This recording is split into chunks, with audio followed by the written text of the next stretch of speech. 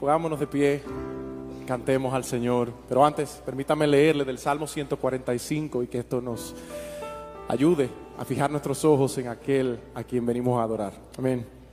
Salmo 145, los primeros 13 versículos dicen: Te exaltaré, mi Dios, oh Rey, y bendeciré tu nombre, eternamente y para siempre. Todos los días te bendeciré y alabaré tu nombre eternamente y para siempre. Grande es el Señor y digno de ser alabado en gran manera, y su grandeza es inescrutable. Una generación alabará tus obras a otra generación y anunciará tus hechos poderosos. En el glorioso esplendor de tu majestad y en tus maravillosas obras meditaré. Los hombres hablarán del poder de tus hechos portentosos, y yo contaré de tu grandeza. Ellos proclamarán con entusiasmo la memoria de tu mucha bondad, y cantarán con gozo de tu justicia. Clemente y compasivo es el Señor, lento para la ira y grande en misericordia. El Señor es bueno para con todos, y su compasión sobre todas sus obras. Señor, tus obras todas te darán gracias, y tus santos te bendecirán. La gloria de tu reino dirán y hablarán de tu poder, para dar a conocer a los hijos de los hombres tus hechos poderosos y la gloria de la majestad de tu reino. Tu reino es por todos los siglos, y tu dominio permanece por todas las generaciones. Alabemos al Rey de Reyes.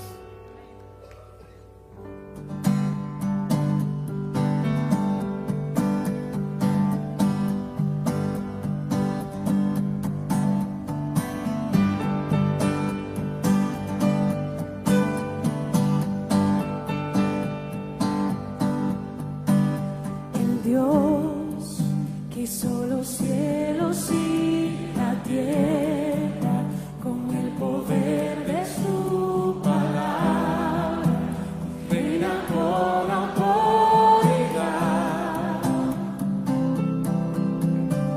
El Dios que aun los vientos le obedecen, una palabra es suficiente para los muertos levantar. Nadie es como Él, oh gran yo soy. Tú eres el Dios que adoramos, todopoderoso y soberano, grande en misericordia y poder para salvar.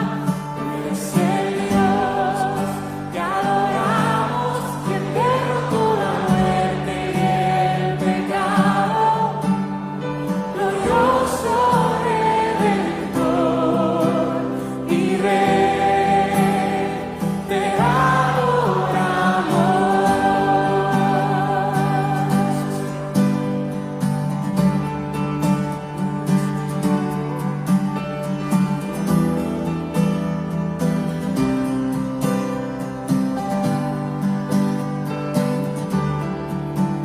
El Dios que descendió desde su trono para llevar sobre sus hombros nuestra culpa y transgresión.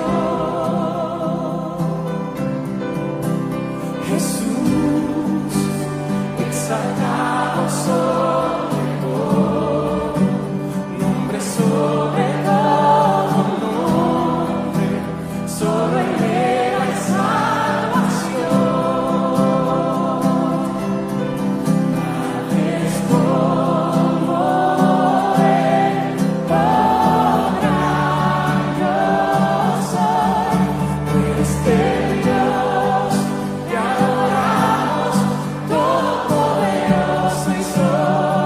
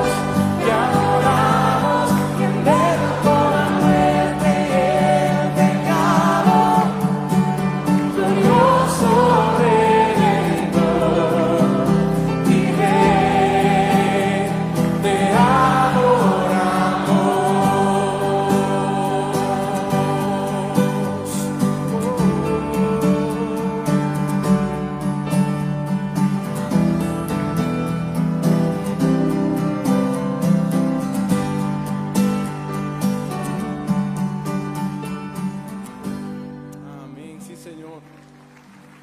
Alabamos tu nombre. La lección de este domingo nos habla de una vida semejante a la de Cristo. El versículo clave se encuentra en el libro de Romanos, capítulo 6, versículo 22.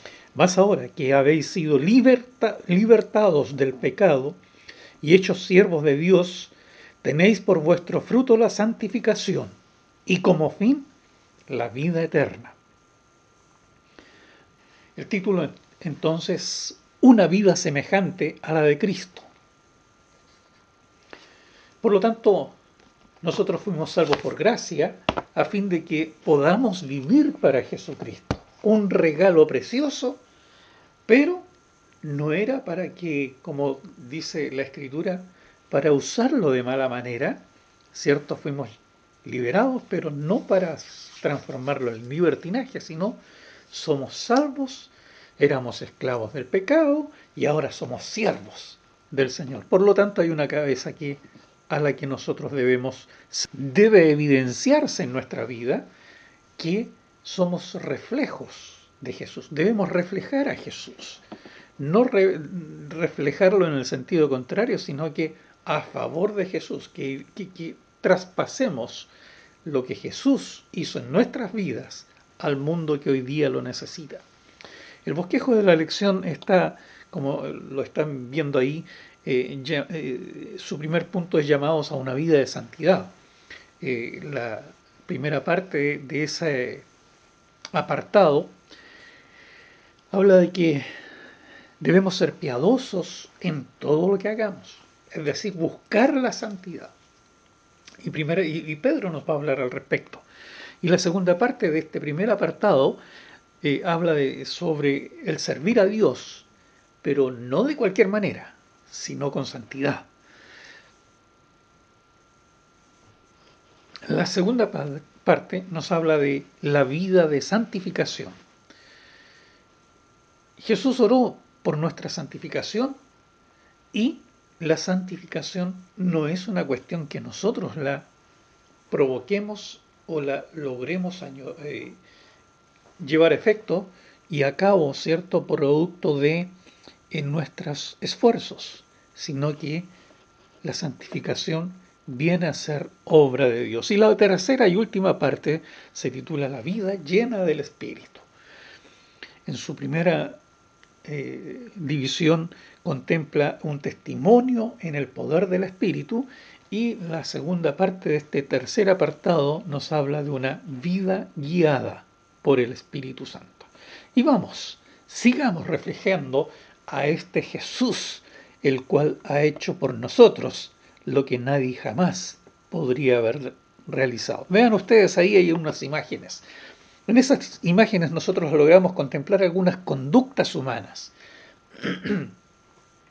Y fíjese usted lo que hacen ese grupo de niñas que está ahí en el rincón superior izquierdo de su pantalla. Aparentemente están conversando o tienen algún secretillo por ahí.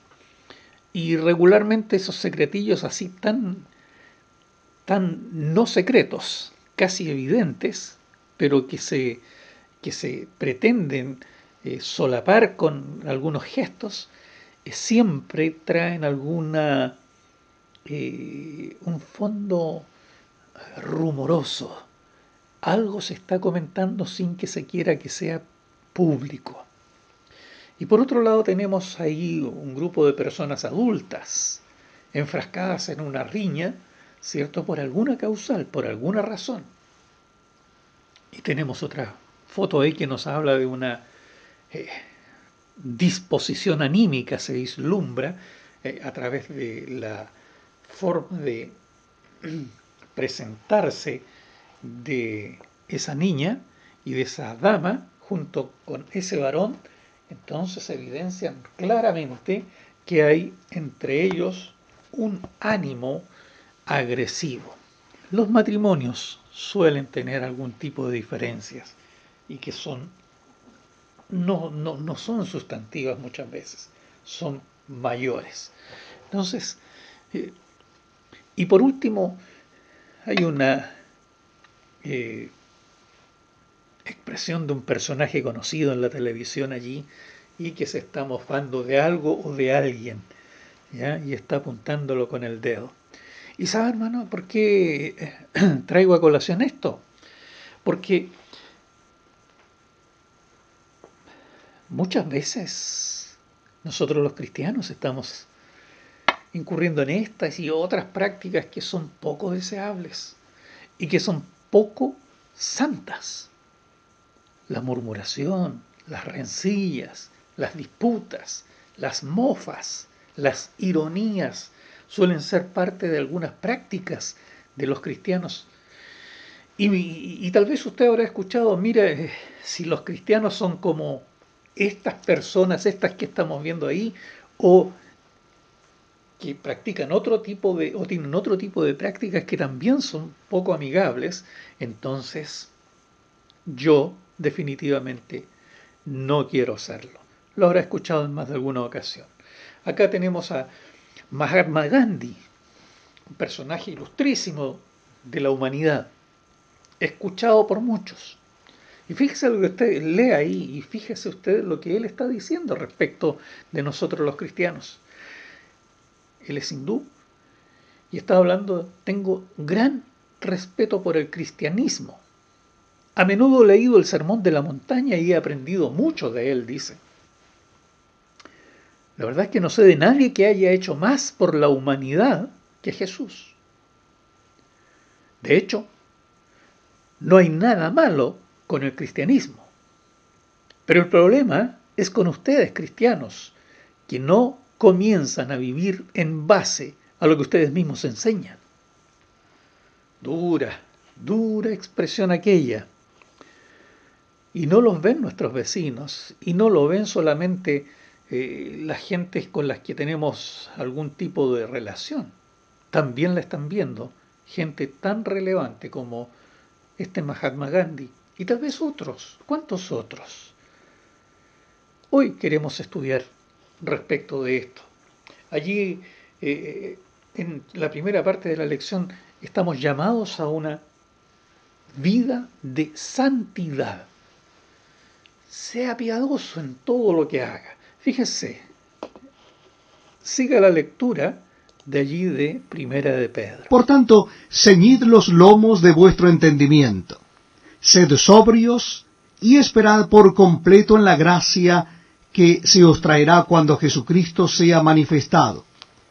Como hijos obedientes, no os conforméis a los deseos que antes teníais estando en vuestra ignorancia, sino como aquel que os llamó es santo, sed también vosotros santos en toda vuestra manera de vivir, porque escrito está, sed santos porque yo soy santo. Y si invocáis por Padre a aquel que sin acepción de personas juzga según la obra de cada uno, conducíos en temor todo el tiempo de vuestra peregrinación, sabiendo que fuisteis rescatados de vuestra vana manera de vivir, la cual recibisteis de vuestros padres, no con cosas corruptibles como oro o plata, sino con la sangre preciosa de Cristo, como de un cordero sin mancha y sin contaminación. Muy bien, ahí tenemos la lectura de la palabra del Señor. Usted la escuchó y usted siguió la lectura de ella. Y las Escrituras nos enseñan claramente que Dios es un Dios santo.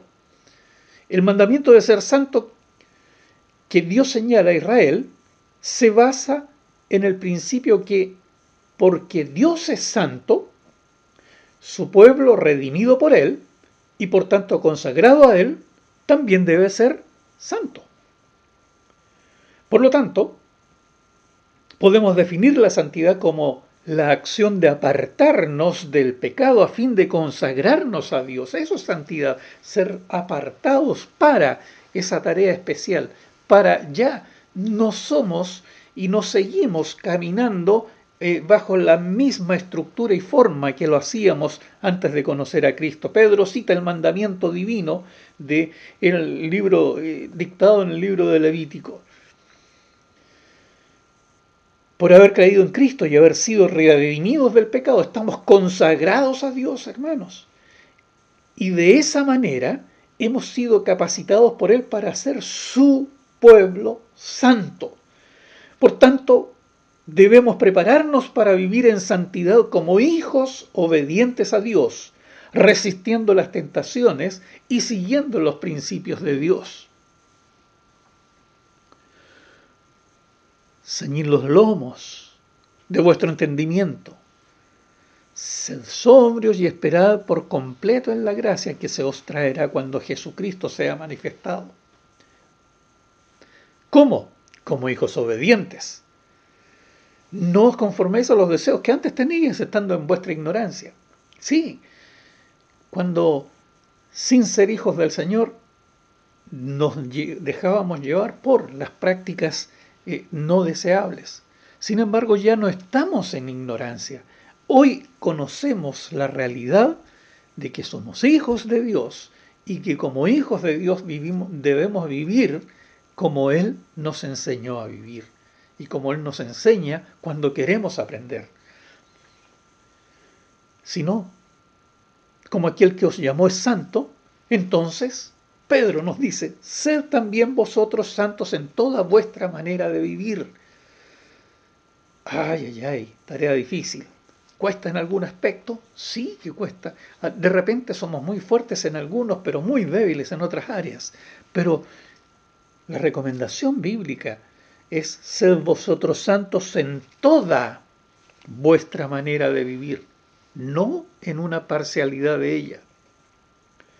Dios es el juez de nuestra vida y por eso nuestra motivación debe ser un temor reverente, es decir, un profundo respeto hacia Él, que nos motive a vivir en santidad tal como Él nos ha ordenado.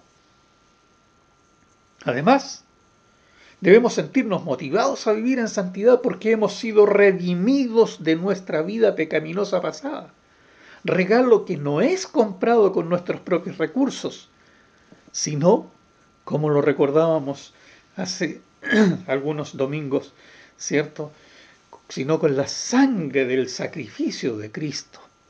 El versículo 18 y 19 nos dice, sabiendo que fuisteis rescatados de vuestra vana manera de vivir, fuimos sacados, fuimos levantados, fuimos sacados de esa vana manera de vivir, la cual recibimos o recibisteis de vuestros padres, no con cosas corruptibles como oro o plata, sino el rescate fue con la sangre preciosa de Cristo, como de un cordero sin mancha y sin contaminación. Tenemos entonces poderosas razones, estimados hermanos, para vivir en santidad, y Dios nos prepara para que hagamos presente eso.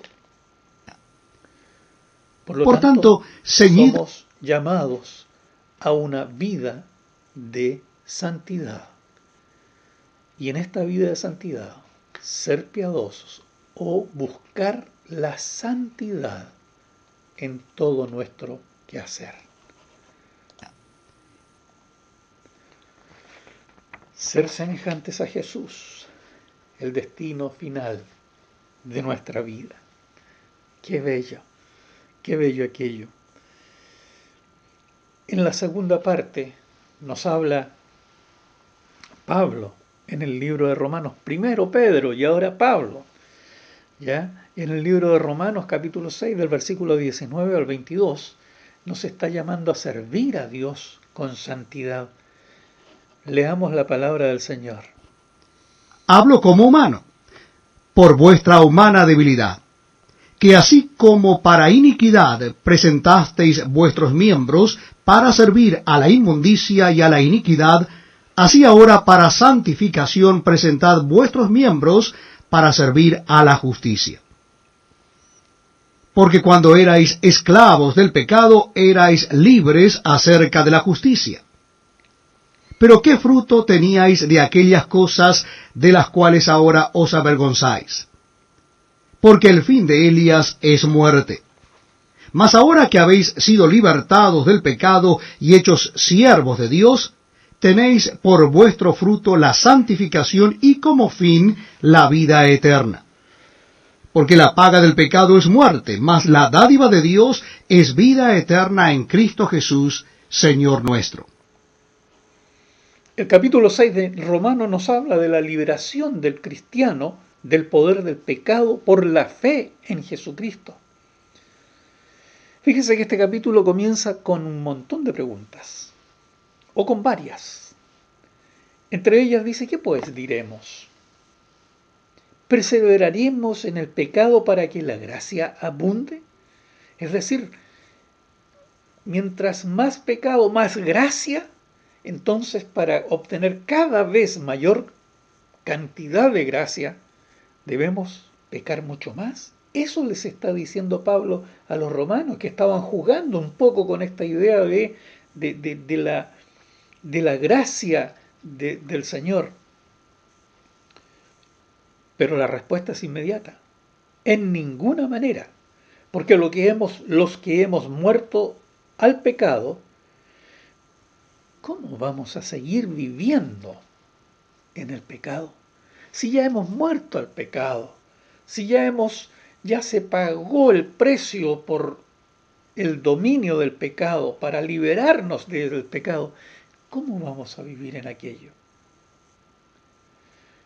En el versículo 19, Pablo explica que como seguidores de Cristo los creyentes no deben dejar que los apetitos pecaminosos les controlen. Los cristianos andamos por gracia de Dios. Esa gracia es la que nos ayuda a vivir en santidad. La gracia de Dios, nótese, la gracia de Dios es la que nos ayuda a vivir en santidad. Hermanos míos, Hablo. Por lo tanto, no es una cuestión, como decíamos al principio, no es una cuestión que nosotros provoquemos, que nosotros tengamos intrínsecamente como seres humanos de poder liberarnos del pecado y vivir en santidad. No, es la gracia del Señor, es Dios mismo el que es la provisión para nosotros para vivir en santidad. Y por algo, cuando el hombre llega a conocer a Cristo Jesús, esta experiencia no es una experiencia más en la vida, es la experiencia de tal magnitud que esa experiencia hace que el hombre viva cambios profundos y rotundos. Ya no puede seguir siendo el mismo que antes de conocer a Jesús. En cambio, esa gracia es la que nos ayuda a vivir en santidad. Antes de vivir por gracia éramos esclavos, siervos del pecado.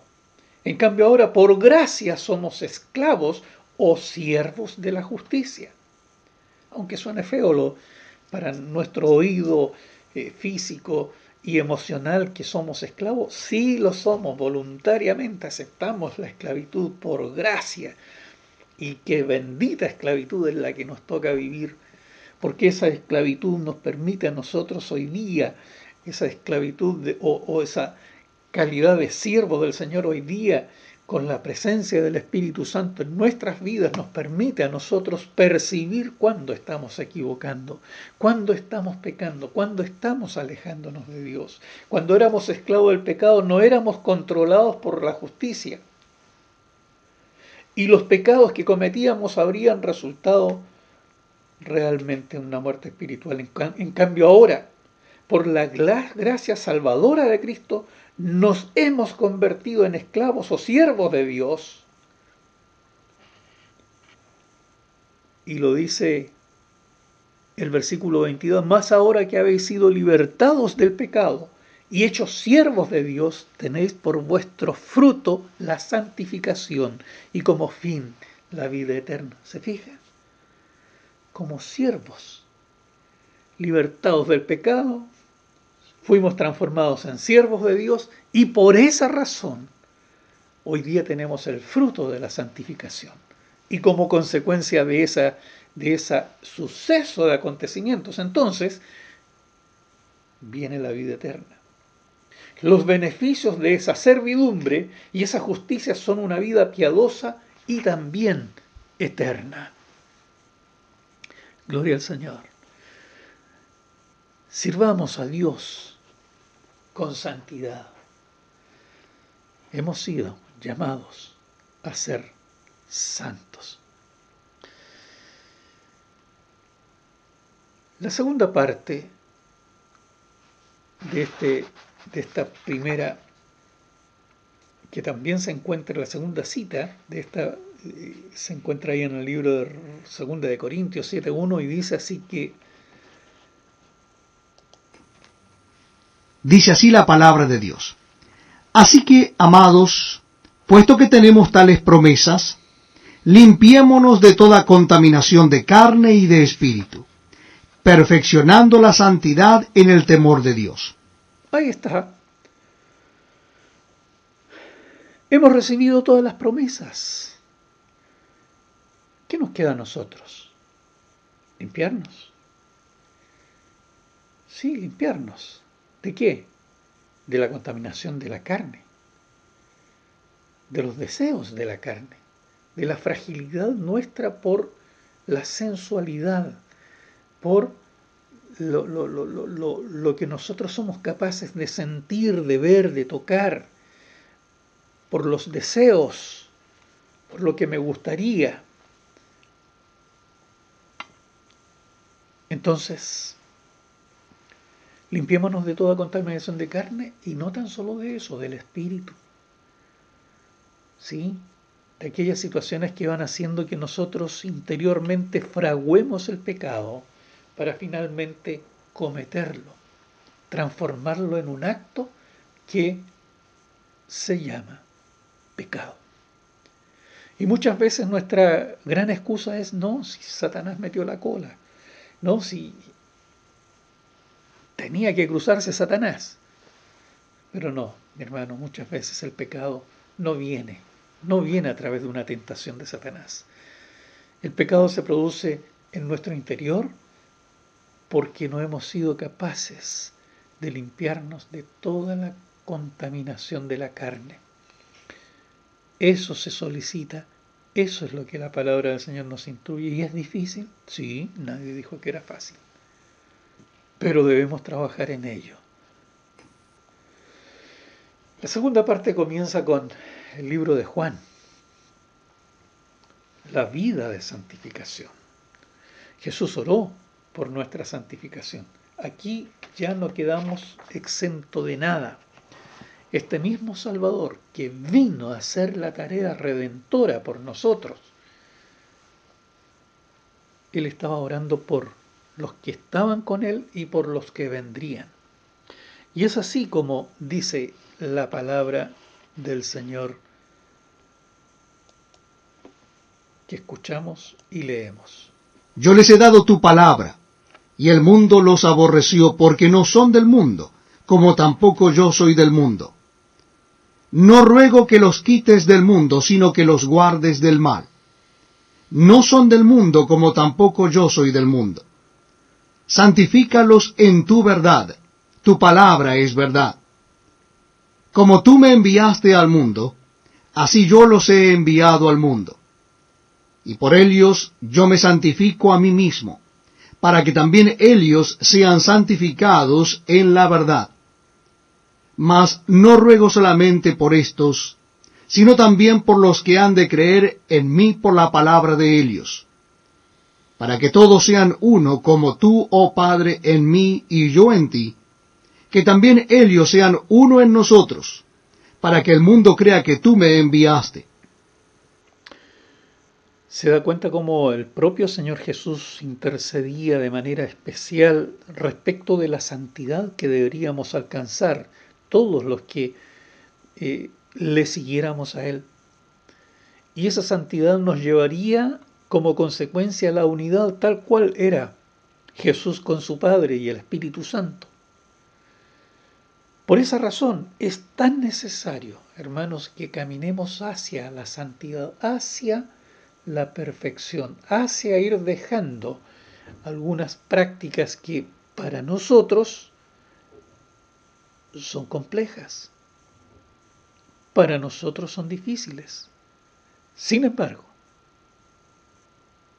con la ayuda del Espíritu Santo podremos vencer y podremos tener autoridad contra el pecado. La palabra santificación se refiere al que ha creído en Cristo. Este ha sido separado de la maldad y se ha consagrado a Dios en Cristo, por medio de la palabra de Dios y del Espíritu Santo. Santifícalos en tu verdad, tu palabra es verdad, dice el versículo 17. Por el poder del Espíritu Santo, los cristianos hoy día podemos obedecer el mandato de ser santos. Volvemos a la idea anterior. No es por una capacidad propia nuestra como seres humanos que vamos a ser capaces de llegar a la santidad o caminar o transitar hacia ella, sino porque el poder del Espíritu Santo está en nosotros. Entonces podremos llegar a ella. La santificación se produce cuando el creyente se identifica con Cristo por la fe en su muerte y su resurrección. Esto se produce por un continuo sometimiento al control y la influencia del Espíritu Santo.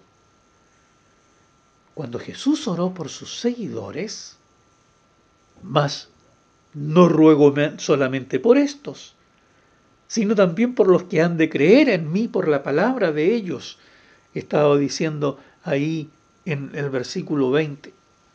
Él estaba intercediendo por nosotros. Luego agrega,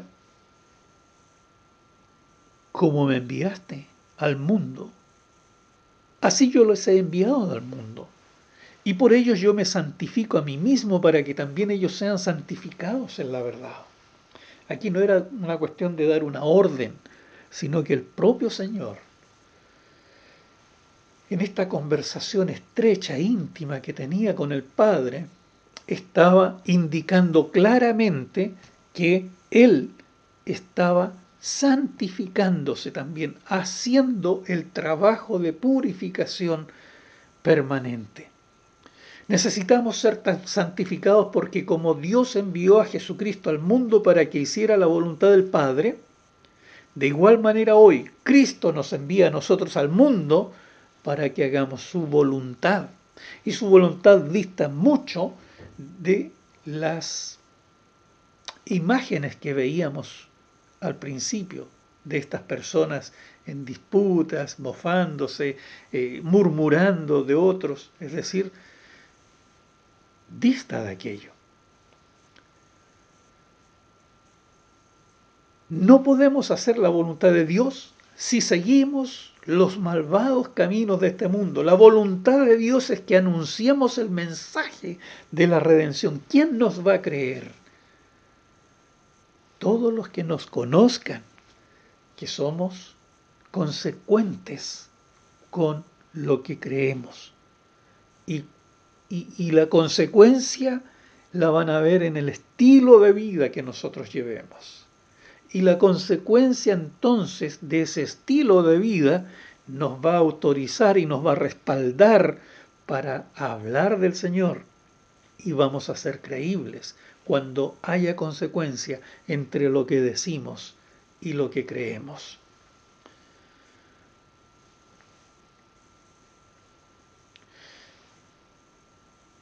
Él mismo se separó para el Padre con el fin de hacer su voluntad, para que nosotros también podamos ser apartados para hacer la voluntad de Dios.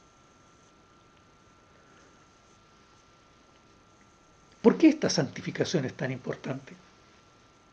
Porque la verdadera unidad de la Iglesia solo se puede encontrar en su santificación, mi hermano. La verdadera unidad de la Iglesia solo se puede encontrar en su santificación. Esto es en el hecho de que la Iglesia se separe del mundo para consagrarse a Dios. Mas no ruego solamente por estos, sino también por los que han de creer en mí por la palabra de ellos, para que todos sean uno, como tú, oh Padre, en mí y yo en ti, que también ellos sean uno en nosotros, para que el mundo crea que tú me enviaste. Jesús, el Cristo, el Mesías, oró por esto, que todos los que creemos en Él seamos unificados en Él, de manera que el mundo crea que Dios le envió a Él.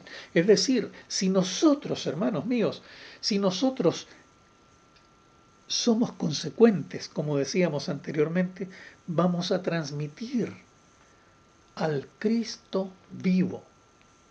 Si nuestra vida transmite a través de su estilo de vida, o a través de su estilo de vida transmitimos nosotros a los demás que somos distintos, que somos santos, que somos apartados, que ya no cometemos ni hacemos lo que hacíamos en otro tiempo, entonces estaremos respaldando la acción de nuestro Salvador. De lo contrario, si nuestra vida no es consecuente con lo que creemos, entonces estamos anulando la autoridad y el efecto del mensaje de nuestro Salvador, porque nadie nos va a creer a nosotros. Si no, lo único que vamos a lograr va a ser desprecio para el Evangelio, pero como consecuencia de nuestras malas acciones. Por esa razón, la palabra nos llama a ser santos, y esa santidad nos va a redundar también en unidad, de manera que el mundo crea que Dios envió a su Hijo y para liberarnos a nosotros. En el libro de Hebreos, yo les he dado tu palabra. En el libro de Hebreos, Yo les he dado.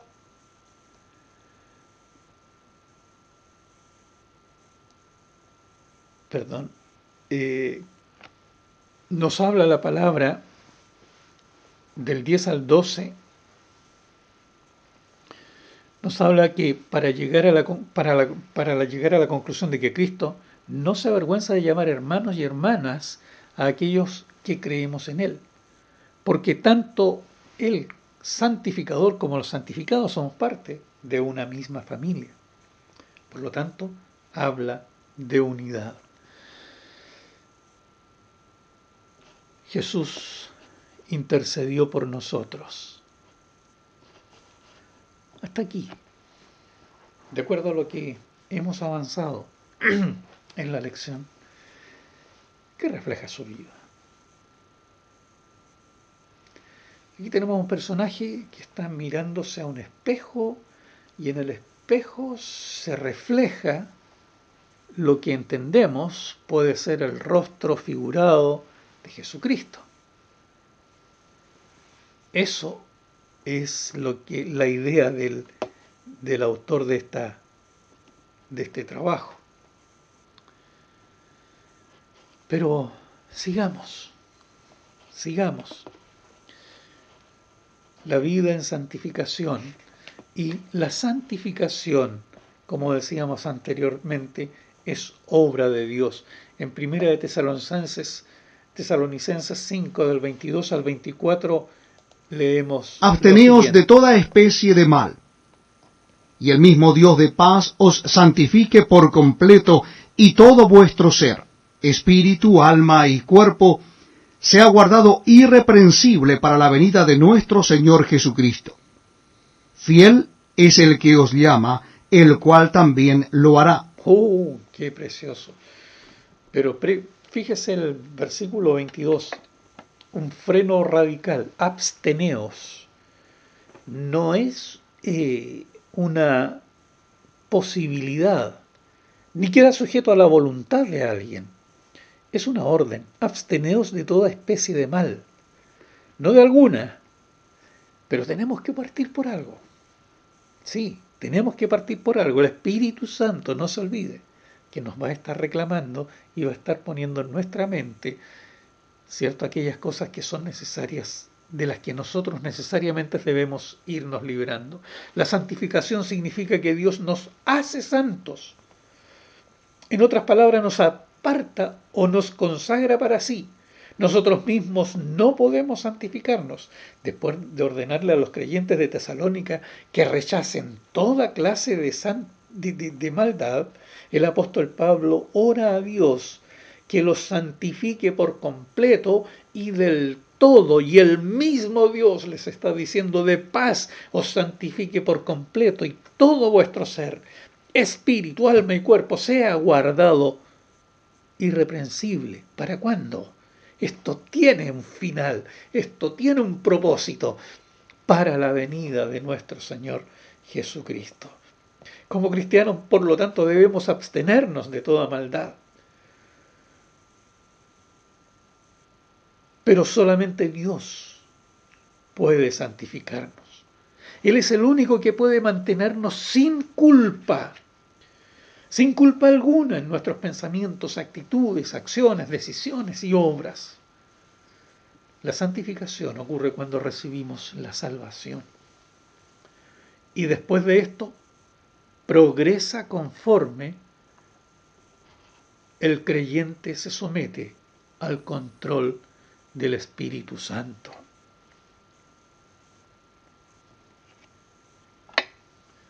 Es un largo proceso de crecimiento en el Señor que dura toda la vida.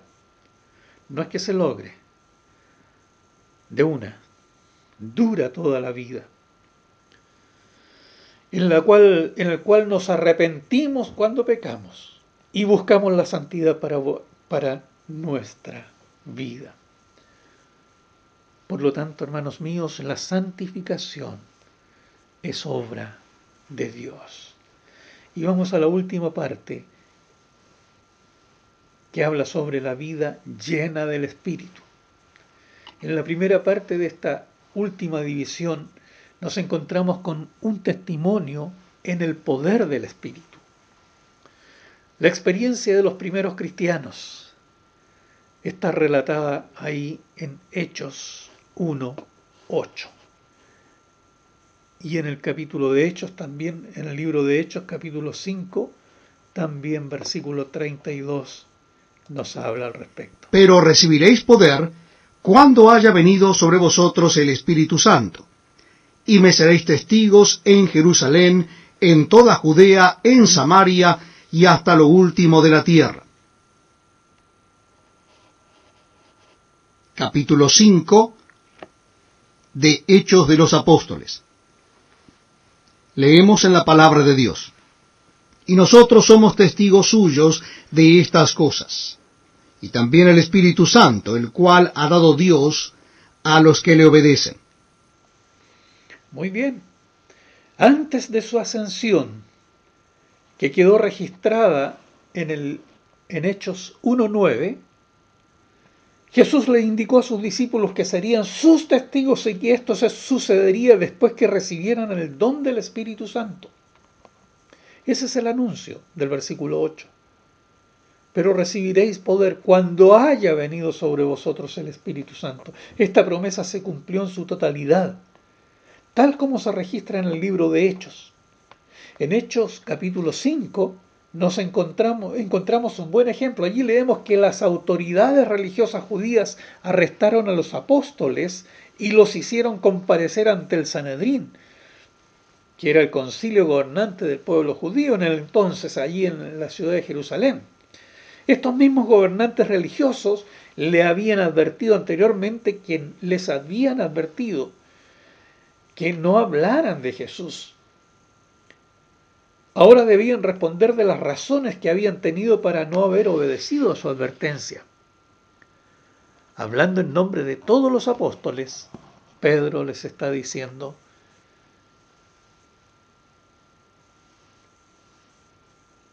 que ellos estaban espiritualmente obligados a obedecer a Dios antes que a los hombres.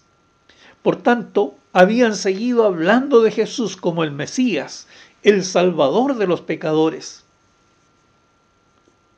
Afirmó que hacían esto porque eran testigos de las cosas que habían sucedido en relación con Jesús. También identificada en sus palabras al Espíritu Santo como el testigo de Jesucristo. Un testigo de Cristo consiste en ser un genuino seguidor suyo. Alguien cuya vida ha sido transformada por la obra del Espíritu Santo. Después, el Espíritu sigue transformando al creyente a través de su obra santificadora. Y en ese aspecto, los cristianos somos obra en construcción. Aquí no se termina la obra que comenzó el Señor. Se termina cuando lleguemos a su presencia o cuando usted parta y ya no haya más que hacer en su vida, y cuando partamos de esta tierra, ahí llegó, cierto, el tiempo del encuentro con nuestro Señor, y no podremos seguir haciendo por nosotros la obra santificadora que nos demanda y que nos impulsa a realizar el Espíritu Santo. Ni nadie podrá hacerlo por nosotros cuando dejemos de ser. Cuidado con eso también. Y en ese aspecto, como decíamos, los cristianos somos obra en construcción de la gracia de Dios. Además, contamos con el poder del Espíritu Santo para ser testigos de Jesucristo, para dar a conocer el Evangelio y testificar que lo que dijo Cristo, Él lo hizo en nosotros. Tanto nuestras palabras como nuestra vida dan testimonio a favor de Cristo.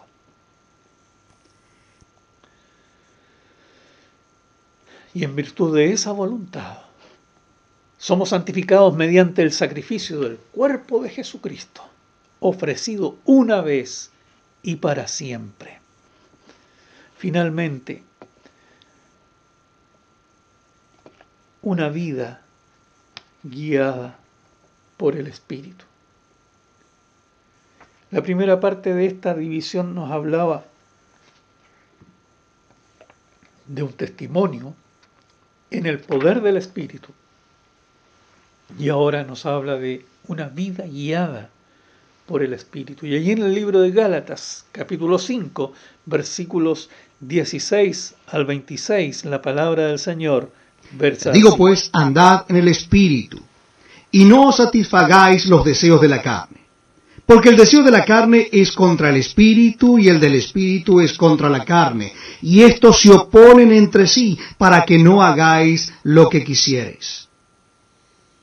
Pero si sois guiados por el Espíritu, no estáis bajo la ley. Y manifiestas son las obras de la carne, que son adulterio, fornicación, inmundicia, lascivia, idolatría, hechicerías, enemistades, pleitos, celos, iras, contiendas, disensiones, herejías, envidias, homicidios, borracheras, orgías y cosas semejantes a estas, acerca de las cuales os amonesto, como ya os lo he dicho antes, que los que practican tales cosas no heredarán el reino de Dios. Mas el fruto del Espíritu es amor, gozo, paz, paciencia, benignidad, bondad, fe, mansedumbre, templanza. Contra tales cosas no hay ley. Pero los que son de Cristo han crucificado la carne con sus pasiones y deseos. Si vivimos por el Espíritu, andemos también por el Espíritu. No nos hagamos vanagloriosos, irritándonos unos a otros, envidiándonos unos a otros. En este pasaje se nos recuerda la clara diferencia entre la vida de una persona guiada por el Espíritu y la vida de una persona movida por las inclinaciones pecaminosas.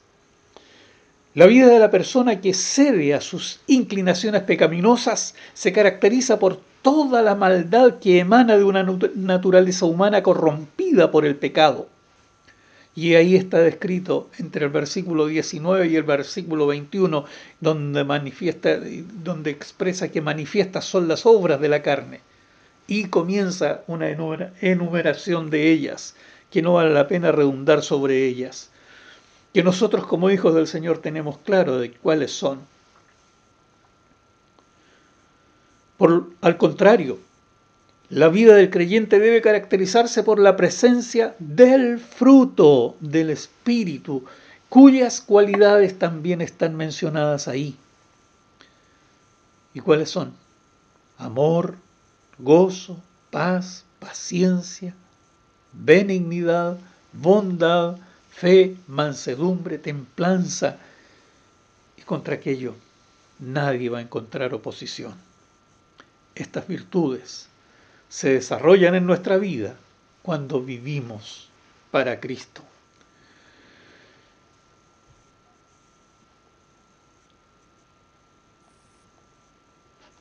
Y en el libro de Gálatas continuamos escuchando la lectura. No os engañéis, Dios no puede ser burlado, pues todo lo que el hombre sembrare, eso también segará. Porque el que siembra para su carne, de la carne segará corrupción. Mas el que siembra para el Espíritu, del Espíritu segará vida eterna. No nos cansemos, pues, de hacer bien, porque a su tiempo segaremos si no desmayamos. Así que, según tengamos oportunidad, hagamos bien a todos, y mayormente a los de la familia de la fe. Aquí se nos advierte que cosecharemos lo que hemos sembrado en función de nuestra manera de vivir. Debemos observar el ejemplo de un campesino que siembra trigo. Como es obvio, éste segará lo que siembre. Trigo.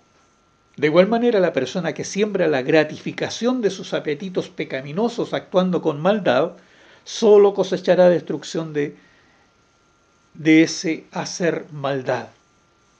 En cambio, la persona que siembra el deseo de agradar al Espíritu Santo haciendo el bien, cosechará de él la vida eterna. Los creyentes nunca debemos de cansarnos de vivir de una manera consecuente con nuestra fe. Y así recogeremos una gran cosecha. Vuelvo a hacer la pregunta. ¿Qué refleja su vida? El título de la lección era bastante explícito, que nuestra vida debe ser semejante a la de Cristo. Si pudiéramos tener un espejo de esa calidad de la que vemos ahí, se proyectaría ¿qué imagen? Deseablemente por nosotros sería la de Cristo. Si al principio mostré algunas imágenes de algunas conductas que tal vez hasta nosotros como cristianos en alguna ocasión pudimos haber asumido, bueno, aquí tenemos otras conductas humanas que también hablan de la bondad del corazón del hombre.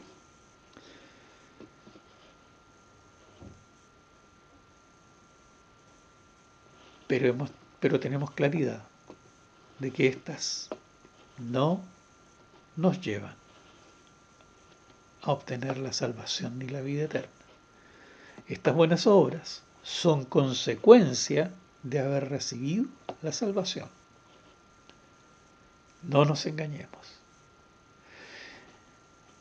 Y usted podrá detener este video en algún momento y podrá desarrollar las preguntas que estoy planteando para cada parte. No se las voy a leer, léanlas ustedes, desarróllenlas ustedes, respóndanlas, cada una de ellas. Es un buen ejercicio. ¿Qué entiende usted acerca del plan de Dios para su vida cuando piensa en lo que significa consagrarse a Él? ¿Cómo podemos saber que estamos creciendo en el Señor? Pregunta de carácter personal. Y deseo para todos ustedes, mis hermanos, muchas bendiciones. Y, en lo posible, hacer las tareas. Que el Señor les bendiga a cada uno.